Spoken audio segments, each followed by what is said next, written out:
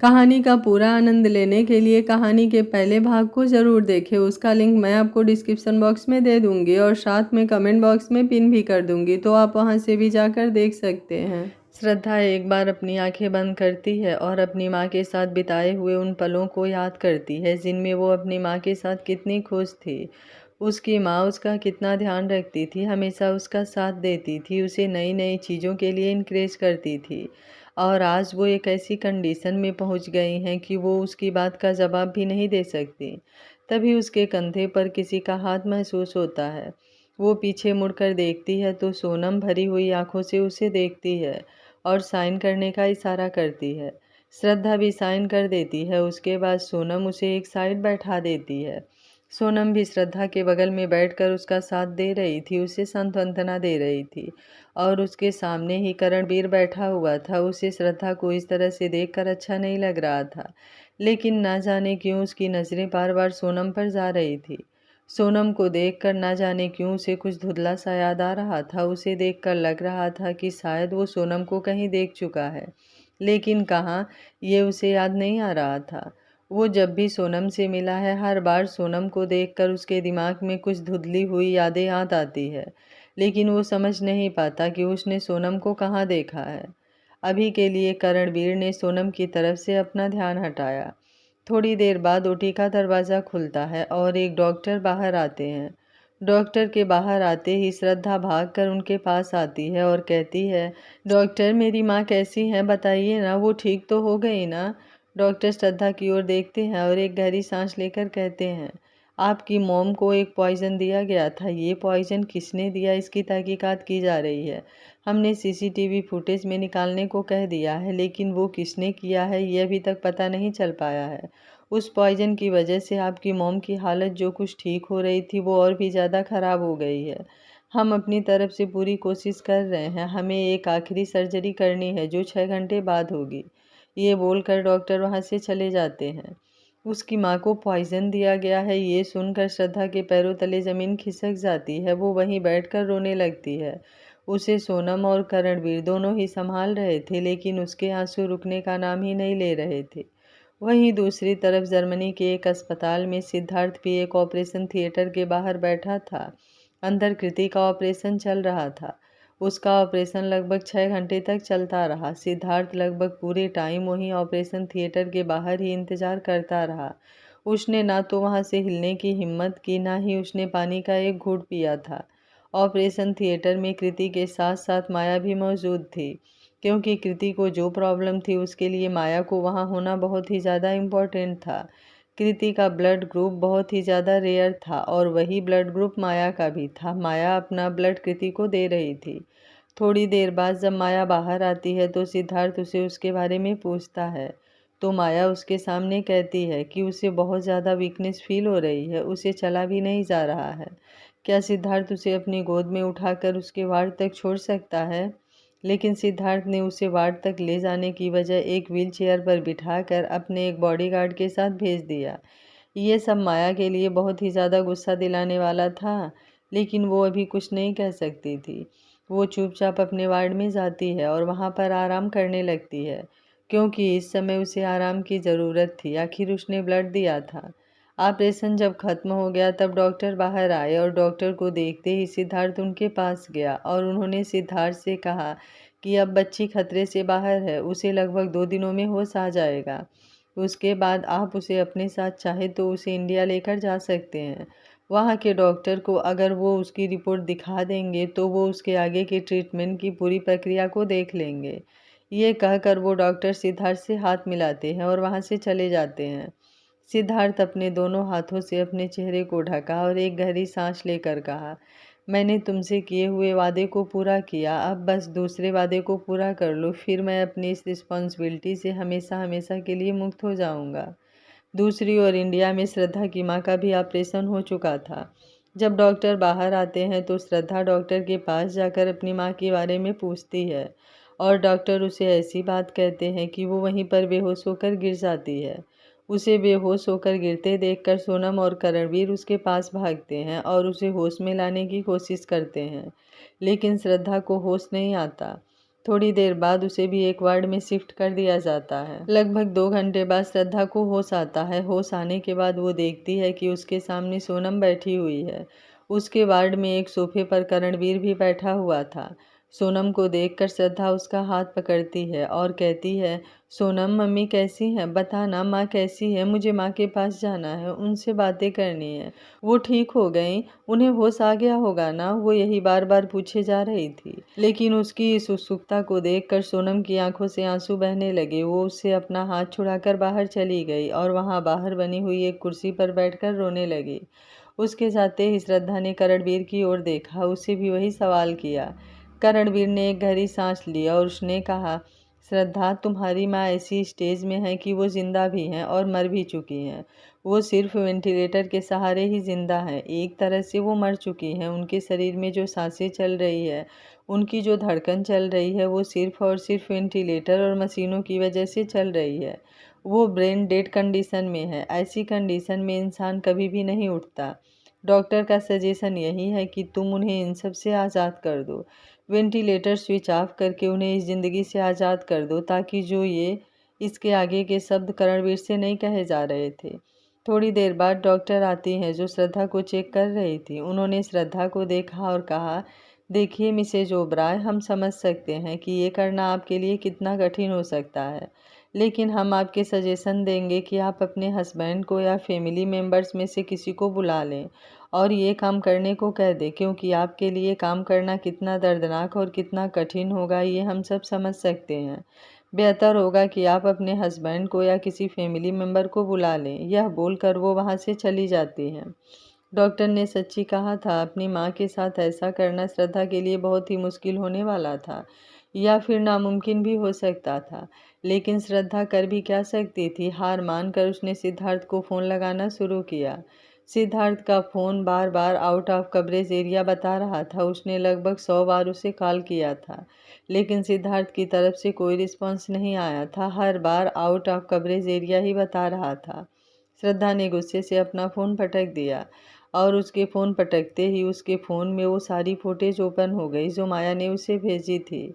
उन फ़ोटोज़ को देखकर श्रद्धा के मन में ख्याल आया कि वो उसका फ़ोन क्यों उठाएगा, या उससे फ़ोन अगर लग भी जाता है तो वो क्यों ही उससे बात करेगा, या क्यों ही उसकी मदद करने आएगा। वो तो अपनी गर्लफ्रेंड के साथ विदेश में मज़े कर रहा है। श्रद्धा काफ़ी देर तक बैठकर रोती ही रह गई। थोड़ी देर बाद सोनम ने उसके कंधे पर हाथ रखा। श्रद्धा उसे देखकर उससे लिपट कर रोने लगी। लगभग 2 घंटे बाद श्रद्धा अपनी माँ के वार्ड में उनके बेड के बगल में खड़ी थी। उसकी आंखों में अभी भी आंसू भरे हुए थे। उसने प्यार से अपने माँ के माथे पर चूमा और कहा, आई एम सॉरी माँ, मैं आपको नहीं बचा पाई। उसने खुद को बहुत ही ज़्यादा हिम्मत दी और धीरे से वेंटिलेटर को स्विच ऑफ कर दिया। उसके स्विच ऑफ होते ही थोड़ी देर बाद उसकी माँ, जो पहले से ही ब्रेन डेड कंडीशन में थी, वो फुल डेड हो गई। मॉनिटर्स पर जो रेखाएं अब तक टेढ़ी मेढ़ी जा रही थी, वो एकदम सीधी हो गई और उसे एक टूटू की आवाज़ आने लगी। श्रद्धा की हिम्मत वहीं टूट गई और वो वहीं एकदम से ज़मीन पर गिर गई और रोने लगी। थोड़ी देर बाद उसने हिम्मत की और अपनी माँ से लिपट कर रोने लगी। वार्ड के बाहर सोनम और करणवीर भी खड़े थे। वो दोनों भी श्रद्धा को ऐसी हालत में देखकर उन्हें भी बुरा लग रहा था। सोनम बहुत ही ज़्यादा रो रही थी, लेकिन फिर भी उसने खुद को हिम्मत दी और श्रद्धा के पास जाकर उसे संभालने की कोशिश करने लगी। करणवीर भी वहीं गया और वो भी श्रद्धा को संभाल रहा था। इस घटना को लगभग 2 दिन बीत चुके थे। श्रद्धा ने अपनी माँ के अंतिम संस्कार खुद ही किया। उसके बाद वो अपने उसे घर में चली गई, जहाँ पर वो अपनी माँ के साथ रहा करती थी। ये घर मुंबई में ही था। श्रद्धा वहाँ पर नहीं जाया करती थी। उसे या तो वो पुराना घर याद आता था जहाँ पर वो बड़ी हुई थी, या फिर वो सोनम के पास रहती थी। इस घर में ही उसकी माँ के साथ उसने आखिरी के कुछ साल बिताए थे, जिन्हें वो कभी भी याद नहीं करना चाहती थी। जब उसके पापा ने उसकी माँ को धोखा दिया था, तब से वो अपनी माँ के साथ यहीं रहती थी। यहाँ पर उनकी बहुत सी कड़वी यादें थी, लेकिन आज सोनम इस घर में थी। उसके हाथों में उसके माँ की फ़ोटो थी और उसे वो अपने सीने से लगाए रो रही थी। उसने सोनम से भी उसके पास आने के लिए मना कर दिया था। सोनम ने बहुत कोशिश की, लेकिन श्रद्धा ने उसके लिए दरवाज़ा नहीं खोला। वहीं दूसरी ओर एयरपोर्ट पर आज सिद्धार्थ अपने प्राइवेट प्लेन से उतरकर एयरपोर्ट से बाहर आता है। उसके पास कुछ लोग एक छोटे से स्ट्रेच पर एक बच्ची को लिए हुए हैं। ये बच्ची कृति ही थी और उसके पीछे पीछे माया भी आ रही थी। एक बड़ी सी गाड़ी आती है। एक बॉडीगार्ड कृति को उठाकर उस गाड़ी में सेट करता है और उसके पास ही सिद्धार्थ भी बैठ जाता है। माया जैसे ही गाड़ी में बैठने जाती है, सिद्धार्थ उसे मना कर देता है और उससे कहता है कि वो दूसरी गाड़ी में जाए और वहाँ जाओ जो घर उसने उसे दिया है। माया तो सिद्धार्थ के साथ जाना चाहती थी। वो सोच रही थी कि इस समय सिद्धार्थ शायद उसके किए हुए एहसान के तले दबा हुआ है, जिसका फ़ायदा उठाकर वो उसके करीब आ सकती थी। लेकिन सिद्धार्थ ने उसे ये मौका नहीं दिया। वो मन महसूस कर दूसरी कार से चली गई। सिद्धार्थ अपनी गाड़ी में बैठा हुआ था। उसी के सामने की सीट पर कृति भी सोई हुई थी। वो प्यार से उसके चेहरे को निहार रहा था और उसके बालों में हाथ फेर रहा था। तभी उसकी नज़र अपने असिस्टेंट पर गई। उसने अपने असिस्टेंट को देखा तो उसे देखकर समझ आ गया कि उसका असिस्टेंट उसे कुछ कहना चाहता है। उसने अपने असिस्टेंट से कहने को कहा। उसके असिस्टेंट ने जो बताया, सिद्धार्थ की आंखें हैरानी से बड़ी हो गई। शाम का समय श्रद्धा अपने घर के गार्डन में बैठी हुई एक पेड़ को देख रही थी। उसे याद आ रहा था कि कैसे जब वो 17 साल की हुई थी तो उसकी माँ ने उसके हाथों से इस पेड़ को लगवाया था। वहाँ पर बहुत सारे तरह तरह के फूल लगे हुए थे। वो सभी फूल उसने उसकी माँ ने मिलकर प्यार से लगाया था। उन दोनों को ही गार्डनिंग का बहुत ज़्यादा शौक था। वो सभी चीज़, वो सभी पौधे, वो सभी यादें देखते हुए वो उसके चेहरे पर मुस्कुराहट और आंखों में आंसू भर बैठे थे। अचानक से उसे किसी के कदमों की आहट महसूस होती है। जब वो मुड़कर देखती है तो सामने खड़े शख्स को देखकर उसके चेहरे पर ना तो कोई उदासी आती है और ना ही कोई खुशी होती है। वो अपना चेहरा फेर कर फिर से उन फूलों को देखने लगती है और कहती है, अब क्या लेने आए हो यहाँ पर? वो शख्स कोई और नहीं बल्कि सिद्धार्थ था। सिद्धार्थ ने श्रद्धा को देखा और उसकी तरफ कदम बढ़ाकर उसके पास ही बेंच पर बैठ गया। श्रद्धा ने ना तो उसकी तरफ देखा, ना ही उससे आगे कुछ कहा। वो चुपचाप बैठी अभी भी उन फूलों को देख रही थी। तभी उसे अपने हाथों पर सिद्धार्थ के हाथ फील हुए। उसने सिद्धार्थ की ओर देखा तो सिद्धार्थ ने कहा, आई एम सॉरी श्रद्धा, मैं उस समय तुम्हारे पास नहीं था जब तुम्हें मेरी सबसे ज़्यादा ज़रूरत थी। मुझे नहीं पता था कि इन दिनों माँ के साथ ऐसा कुछ हो जाएगा। अगर मुझे ज़रा सा भी एहसास होता तो मैं ज़रूर तुम्हारे पास होता। मैं एक बहुत ज़रूरी काम के लिए जर्मनी गया था। जर्मनी जाना मेरा बहुत ज़रूरी था। आज मैं तुम्हें वही बताने आया हूँ। मैं जो बताने जा रहा हूँ शायद तुम विश्वास ना करो, लेकिन ये सच है। आज मैं तुम्हें अपनी मजबूरी बताऊँगा कि आखिर मैं क्यों जर्मनी गया था और उस समय मैं तुम्हारे पास क्यों नहीं था। वो आगे कुछ कहता उसके पहले ही श्रद्धा ने कहा, क्या तुम मुझ पर एक एहसान कर सकते हो? प्लीज़ रिक्वेस्ट है, मेरी एक बात मान लो। इसके बाद मैं लाइफ में तुमसे कभी कुछ नहीं मांगूंगी। सिद्धार्थ ने उसकी तरफ देखा और कहा, तुम जो चाहे वो मुझसे मांग सकती हो। तुम बस एक बार कहो तो सही, मैं तुम्हारी बात ज़रूर पूरी करूँगा, आई प्रॉमिस। सिद्धार्थ बहुत ही उम्मीद भरी नज़रों से श्रद्धा को देख रहा था, लेकिन उसके आगे के शब्द सुनकर उसके पैरों तले ज़मीन खिसक जाती है। श्रद्धा ने अभी भी उसकी तरफ नहीं देखा था। उसने सिर्फ इतना कहा, कल सुबह 10 बजे सिविल कोर्ट में आकर डाइवोर्स पेपर साइन कर दो। अब बस हो गया, मैं और नहीं झेल सकती। प्लीज़ ये सब अब ख़त्म कर दो। उसकी बात पर सिद्धार्थ ने कहा, ये तुम क्या कह रही हो? मैं यहाँ हमारे बीच सब ठीक करने आया हूँ और तुम। उसने इतना ही कहा था कि उसकी बात को श्रद्धा ने काट कर कहा, प्लीज़ अगर तुम चाहते हो कि मैं ज़िंदा रहूं तो मेरी ये बात मान लो, नहीं तो कल मेरा फ्यूनरल कर देना। मेरा फ्यूनरल कर देना। ये बात सुनकर सिद्धार्थ की हिम्मत ही नहीं हुई कि वो आगे श्रद्धा से कुछ भी कहे। वो ये सब कभी सपने में भी नहीं सोच सकता था, लेकिन इस वक्त वो श्रद्धा की कंडीशन समझ रहा था। वो जान रहा था कि श्रद्धा ऐसा किस कंडीशन में कह रही है। अगर उसने श्रद्धा से कोई भी बहस की तो कहीं श्रद्धा खुद को कोई नुकसान ना पहुंचा दे। इस तरह से उसने कुछ नहीं कहा, धीरे धीरे वहां से जाने लगा। उसके पीछे से श्रद्धा ने कहा, कल 10 बजे प्लीज़। सिद्धार्थ ने उसकी तरफ नहीं देखा, बस हाँ में अपना सिर हिला दिया और चला गया।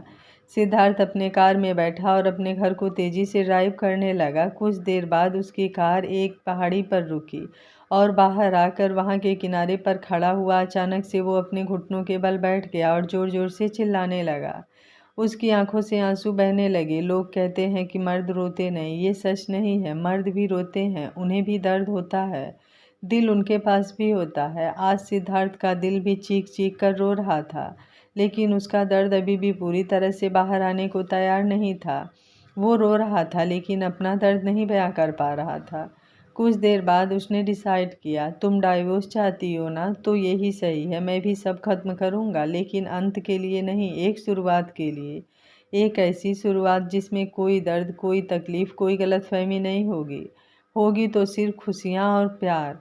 जो भी तुमने दर्द सहा है, सबका मरहम ऐसा होगा कि तुम उन पलों को कभी भी याद नहीं करोगी। सही कहा है किसी ने, एक नई शुरुआत के लिए अंत होना जरूरी है। तभी बारिश शुरू हो जाती है। सिद्धार्थ वहीं पहाड़ी पर खड़ा भीग रहा था, वहीं श्रद्धा अपने गार्डन में बैठी भीग रही थी। बैकग्राउंड में सॉन्ग चल रहा था, प्यार है या सजा, ऐ मेरे दिल बता, टूटता क्यों नहीं दर्द का सिलसिला। दोनों ही एक दूसरे के लिए तड़प रहे थे, प्यार से एक दूसरे की पनाह चाहते थे, लेकिन किस्मत और हालातों ने उन्हें ऐसे खड़ा कर दिया था कि वो बस उस भीगी लकड़ी की तरह हो गए थे, जो ना तो जलती है ना ही बुझती है, बस सुलगती रहती है। थोड़ी देर बाद बारिश रुक चुकी थी, लेकिन दिल में हो रही आंसुओं की बारिश का कोई छोर नहीं था। अगले दिन ठीक 10 बजे सिद्धार्थ और श्रद्धा दोनों ही सिविल कोर्ट में थे। उनके सामने डाइवोर्स पेपर रखे हुए थे। सामने बैठे लॉयर और जज ने उन्हें कहा कि क्या वो श्योर हैं इस डाइवोर्स के लिए। सिद्धार्थ कुछ कहता उसके पहले ही श्रद्धा ने हाँ में जवाब दे दिया। श्रद्धा ने जज से पूछा, क्या एलिमनी के रूप में अपने हस्बैंड से क्या चाहती हैं, जिस पर उससे पहले सिद्धार्थ ने कहा कि वो उसकी प्रॉपर्टी का 60 तो 70% श्रद्धा के नाम करना चाहता है। लेकिन तभी श्रद्धा ने कहा कि उसे कुछ भी नहीं चाहिए इस डिवोर्स के बदले, वो बस ये डाइवोर्स चाहती है। ये बोल उसने पेपर साइन कर दिया। अब सिद्धार्थ को ना चाहते हुए भी उस पेपर पर साइन करने पड़े। थोड़ी ही देर में सारी फॉर्मेलिटी पूरी हो गई और दोनों का डिवोर्स हो गया। श्रद्धा ने अपना मंगलसूत्र, जिसमें एक हार्ट शेप डिज़ाइन में डबल यस का लेटर बना हुआ था, उसे सिद्धार्थ के सामने रख दिया और लॉयर और जज को थैंक्स कहकर वहाँ से चली गई। सिद्धार्थ वहीं बैठा उसे देखता रह गया। जब श्रद्धा चली गई तब सिद्धार्थ ने जज और लॉयर की ओर देखकर कहा, सर, क्या मैं इस लड़की के साथ दोबारा शादी कर सकता हूँ? उसकी बात सुनकर वहां पर मौजूद सभी को खांसी आ गई। सभी उसे ऐसे देख रहे थे जैसे किसी पागल को देख रहे हों।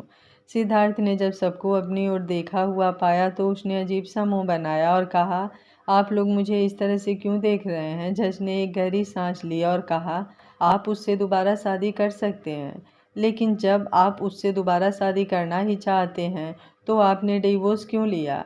सिद्धार्थ ने उनकी ओर देखा और कहा, एक लंबी कहानी है। खैर, कुछ टाइम पर आप लोगों के पास में शादी का कार्ड आ जाएगा, क्योंकि इस बार मैं एक ग्रैंड शादी करूंगा। ये बोलकर वो सभी से हाथ मिलाता है और वहां से चला जाता है। उसके जाने के बाद सभी जज, लॉयर, वहां पर उपस्थित सभी लोग एक दूसरे का चेहरा देखते रह जाते हैं, क्योंकि उन सभी के लाइफ में ये पहला केस था जहां डाइवोर्स के तुरंत बाद वो आदमी उसी औरत से शादी करने के लिए पूछ रहा था। श्रद्धा वहाँ से सीधे सोनम के पास आती है। सोनम को जब पता चला कि दोनों का डाइवोर्स हो गया है तो उसने श्रद्धा को अपने पास बिठाया और उसे बातों में उलझाने की कोशिश करने लगी, क्योंकि वो अच्छे से जानती थी कि श्रद्धा सिद्धार्थ से कितना प्यार करती है। दोनों बातें ही कर रही थी कि श्रद्धा के फ़ोन में एक नोटिफिकेशन आता है। सोनम ने जब उसका फ़ोन चेक किया तो उसके लिए उसने मैसेज को पढ़कर वो हैरान हो गई। श्रद्धा ने जब उसे इस तरह से हैरान देखा तो तुरंत उसके हाथ से फ़ोन लेकर वो नोटिफिकेशन चेक करने लगी।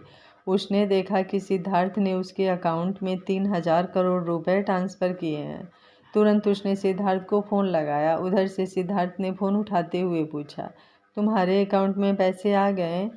श्रद्धा ने जवाब दिया, आ गया, लेकिन तुमने ये पैसे मुझे क्यों भेजे हैं? जिस पर सिद्धार्थ ने कहा, मैं नहीं चाहता कि तुम्हें कोई भी प्रॉब्लम हो। सिद्धार्थ की बात पर श्रद्धा ने कहा, मुझे जिस बात से प्रॉब्लम थी उस बात का सल्यूशन आज मैंने निकाल लिया है और ये सॉल्यूशन बहुत अच्छा है। अच्छा होगा कि तुम अपना ये रहम दिल मुझ पर ना दिखाओ। आइंदा से मुझे कांटेक्ट करने की कोशिश मत करना। ये कहकर उसने फ़ोन कट कर दिया और अपने अकाउंट में आए हुए 3,000 करोड़ से वापस सिद्धार्थ के अकाउंट में ट्रांसफ़र कर दिया। उसके बाद उसने उसके नंबर को अपने मोबाइल में ब्लॉक कर दिया। उधर सिद्धार्थ ने कहा, ये लड़की मेरी बात सुनती क्यों नहीं है? वो श्रद्धा को फ़ोन ट्राई कर रहा था, लेकिन कुछ ही टाइम में उसे पता लग गया कि उसने उसका नंबर ब्लॉक कर दिया है। अब सिद्धार्थ का दिमाग खराब हो रहा था। वो बाहर जाने को होता है कि तभी उसे कृति की नैनी आती हुई दिखाई देती है। वो नैनी से कृति के बारे में पूछता है तो वो बताती है कि कृति को होश आ गया है, वो उससे मिलना चाहती है। ये सुनकर सिद्धार्थ बहुत ज़्यादा खुश हो गया। वो तुरंत कृति के कमरे में गया। उसने कृति के कमरे को एक मिनी हॉस्पिटल के रूप में बदलवा दिया था। कृति ने जब सिद्धार्थ को देखा तो उसके चेहरे पर एक स्माइल आ गई। उसने कहा, अंकल आप कैसे हो? सिद्धार्थ ने स्माइल करते हुए उसके सिर पर हाथ फेरते हुए कहा, बेटा ये क्वेश्चन तो मुझे आपसे पूछना चाहिए। अब आप कैसा फील कर रहे हो? कृति ने एक प्यारी सी स्माइल के साथ कहा, अंकल अब मैं बहुत अच्छा फील कर रही हूँ। अब तो मैं ठीक भी हो गई हूँ ना, मेरा ऑपरेशन भी हो गया है, अब मुझ पर कोई खतरा भी नहीं है। तो मुझे बहुत खुशी है कि अब आपको माया आंटी के नखरे नहीं उठाने पड़ेंगे। सिद्धार्थ ने छोटी सी बच्ची को देखा और कहा, नहीं बेटा ऐसा नहीं कहते, वो आंटी बहुत अच्छी हैं, उन्होंने तो आपको ब्लड दिया है तभी तो आप बच पाए हो। कृति ने सिद्धार्थ की ओर देखा और कहा, नहीं अंकल वो आंटी बिल्कुल अच्छी नहीं है, वो हमेशा आपकी मजबूरी का फ़ायदा उठाती हैं, आपसे पैसे ले लेती हैं और अपने सारे काम करवा लेती हैं। उन्होंने मुझे ब्लड देकर कोई एहसान नहीं किया है, बल्कि जितना उन्होंने किया है उससे कहीं ज़्यादा गुना आपकी लाइफ में प्रॉब्लम ले आएंगी। वो बिल्कुल अच्छी नहीं है, बहुत ही ग्रीडी लेडी हैं। आपको पता है एक बार पहले उन्हें फ़ोन पर बात करते हुए भी सुना था। वो चाहती थी आपका श्रद्धा आंटी से डाइवोर्स हो जाए ताकि उनकी आपसे शादी हो जाए। जैसे ही कृति ने ये कहा सिद्धार्थ की आंखें बड़ी बड़ी हो गई। उसने कृति की ओर देखा और बोला, क्या कह रहे हो बेटा? उसकी बात पर कृति ने कहा, अंकल वो आंटी बिल्कुल भी अच्छी नहीं है, वो आपसे शादी करना चाहती थी, वो चाहती हैं आपके सारे पैसे उनके हो जाएं, इसलिए तो वो मुझे ब्लड देने को तैयार हुई, नहीं तो वो नहीं मानती। मैंने उनसे सुना था वो किसी से बात कर रही थी, उन्होंने कहा था कि एक बार आपका डाइवोर्स हो जाए फिर वो आपकी लाइफ में आ जाएंगी। उन्होंने आपकी और श्रद्धा आंटी के बीच में गलतफहमी पैदा कर दी है। कृति के मुंह से ये सारी बातें सुनकर सिद्धार्थ का दिमाग खराब हो रहा था। उसे तो यकीन ही नहीं हो रहा था कि माया उसके पीछे इतना कुछ कर रही है। उसे लगा था कि वो सिर्फ अपना कैरियर बनाना चाहती है, फिल्मों में आना चाहती है, फेमस होना चाहती है, इसलिए उसने उसे ब्लड देने के लिए मान गई थी। लेकिन उसे नहीं पता था कि वो इतनी बड़ी प्लानिंग कर रही है। उसे कहीं ना कहीं ये अंदेशा भी होने लगा था कि माया और उसको लेकर श्रद्धा के मन में उसके लिए जो भी गलतफहमी है, कहीं ना कहीं उस माया का हाथ हो सकता था। लेकिन अभी वो इसमें कुछ कर नहीं सकता था। अभी उसे कृति को किसी तरह से रिकवर करवाना था। जिस दिन कृति पूरी तरह से रिकवर हो जाएगी उस दिन वो अपना किया हुआ सबसे बड़ा वादा पूरा कर लेगा। दूसरी ओर माया बहुत ही ज़्यादा खुश थी। वो खुशियाँ मना रही थी, वो अपने घर में पार्टी कर रही थी। हालांकि वो अकेले ही पार्टी कर रही थी, लेकिन उसके पूरे घर में स्नैक्स, मिठाइयाँ और बियर की कई सारी बोतलें पड़ी हुई थी। वो पूरी तरह से नशे में धुत थी। आखिर उसका इतने सालों पुराना सपना पूरा जो होने वाला था। उसने ये सपना तब से देखा था जब 7 साल पहले वो पहली बार सिद्धार्थ से मिली थी। सिद्धार्थ को देखते ही वो उसकी पर्सनालिटी पर फिदा हो गई। लेकिन जब उसे पता चला कि सिद्धार्थ कौन है तो उसके पास अपना बनाने का सिद्धार्थ को एक नया रीज़न मिल गया था। वो जानती थी कि एक बार उसकी सिद्धार्थ से शादी हो गई तो वो अपनी पूरी लाइफ ऐसे जिएगी। लेकिन कुछ ही दिनों में सिद्धार्थ से मिलने के बाद उसे पता चल गया था कि सिद्धार्थ किसी को पसंद करता है। उसने बहुत सी ऐसी कोशिश की जिससे सिद्धार्थ उसके करीब आ जाए, लेकिन सिद्धार्थ उसे हमेशा ही एक डिस्टेंस में रहता था। जब उसे सिद्धार्थ और श्रद्धा की शादी का पता चला था तो उस समय वो बहुत ज़्यादा गुस्सा थी। एक दिन वो सिद्धार्थ की शादी की खबर सुनकर इतना गुस्सा हो गई थी कि वो गुस्से में उसे जाकर मना करने ही वाली थी और वो कहने वाली थी कि वो उसकी मदद तभी करेगी जब सिद्धार्थ उससे शादी करेगा। उसने सिद्धार्थ के बारे में पता लगाया तो उसे पता चला कि सिद्धार्थ आज श्रद्धा को लेकर अस्पताल गया है। ये उसी दिन की बातें हैं जिस दिन डिनर करते हुए सिद्धार्थ और श्रद्धा ने शादी की बात की थी और श्रद्धा के पेट में दर्द शुरू हो गया था। उसे अस्पताल ले जाना पड़ा था। उस दिन सिद्धार्थ और डॉक्टर की बातें सुनकर माया के मन में एक खतरनाक प्लान ने जन्म लिया। उस दिन डॉक्टर की बातें सुनकर वो ये तो समझ गई थी कि उसे सिद्धार्थ और श्रद्धा को अलग करने में ज़्यादा मेहनत नहीं करनी पड़ेगी। फिर धीरे धीरे उसने अपनी और सिद्धार्थ की खबरें बाहर फैलानी शुरू कर दी। वो हर बार अलग अलग सोर्सेज से अपने और सिद्धार्थ के बारे में न्यूज़ इकट्ठा करती थी, लेकिन सिद्धार्थ की पीआर टीम हमेशा उन खबरों को झूठा साबित कर देती थी जो कि उसके प्लान को बर्बाद कर देता था। लेकिन किसी भी तरह से आज सिद्धार्थ और श्रद्धा अलग हो गए थे और ये बात माया के लिए बहुत ही ज़्यादा फायदे की थी। अब वो सिद्धार्थ के करीब जाने की और उसे अपना बनाने में कोई कसर नहीं छोड़ेगी। यही सब प्लान करते हुए वो बियर पिए जा रही थी और वहीं अपने ख्यालों में गुम वो कब सो गई उसे पता ही नहीं चला। वहीं दूसरी ओर आज श्रद्धा अपने फादर की कंपनी में आई थी। ये कहना गलत नहीं होगा कि वो उसकी माँ की कंपनी थी जो उनसे डिवोर्स के बाद उनके फादर ने इल्लीगल तरीके से हड़प ली थी। लेकिन वो कंपनी आज भी श्रद्धा के नाम पर ही थी। लेकिन ये बात किसी को पता नहीं थी। कंपनी में इस समय बोर्ड मीटिंग चल रही थी। बोर्ड के सभी मेंबर्स बैठे हुए थे और सीट की चेयर पर इस समय मिस्टर मोहन बाधवा बैठे हुए थे। वो लोग कुछ डिस्कस कर ही रहे थे कि तभी उस हॉल का दरवाज़ा खुला और श्रद्धा एक बिजनेस सूट पहनकर प्रॉपर बिजनेस वुमेन की तरह वहाँ पर आई। श्रद्धा को वहाँ पर देखकर मिस्टर मोहन बाधवा के चेहरे पर कड़वाहट आ गई। वो गुस्से से बोले, लड़की तुम्हारी हिम्मत कैसे हुई यहाँ आने की। श्रद्धा उन्हें देखकर टेढ़ी स्माइल करती है और अपने साथ खड़े एक आदमी को कुछ इशारा करती है।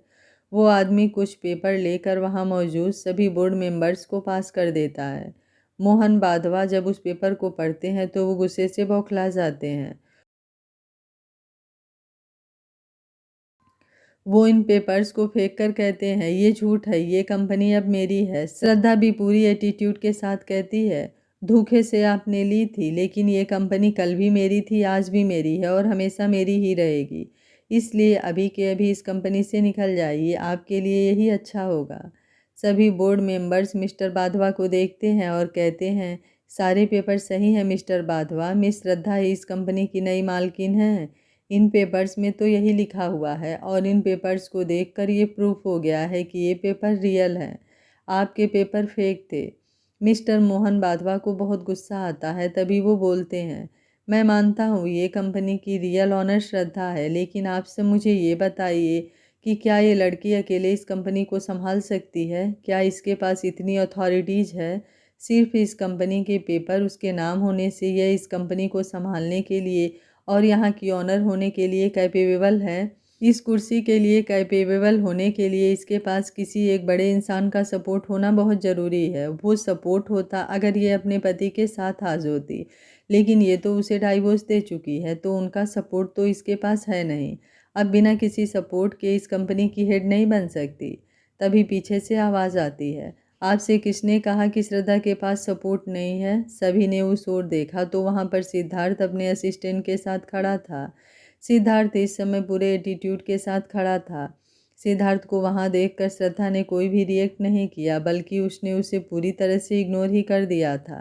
तभी एक बोर्ड मेंबर ने कहा, मिस्टर ओबराय आप यहाँ? अगर आप श्रद्धा के सपोर्ट में हैं तो हमें मिस श्रद्धा को अपनी बॉस मानने में कोई ऐतराज़ नहीं है। सिद्धार्थ पूरी एटीट्यूड के साथ आकर श्रद्धा के बगल में खड़ा हो गया।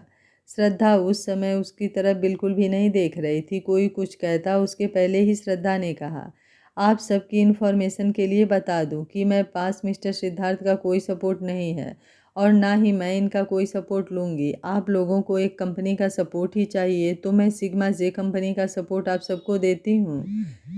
आगे क्या होगा इस कहानी में जानने के लिए देखते रहिए कहानी का अगला भाग। अगर आपको कहानी अच्छी लग रही है तो वीडियो को लाइक शेयर एंड चैनल को सब्सक्राइब कर लीजिएगा। Thank you for watching. मिलते हैं कहानी के अगले भाग में।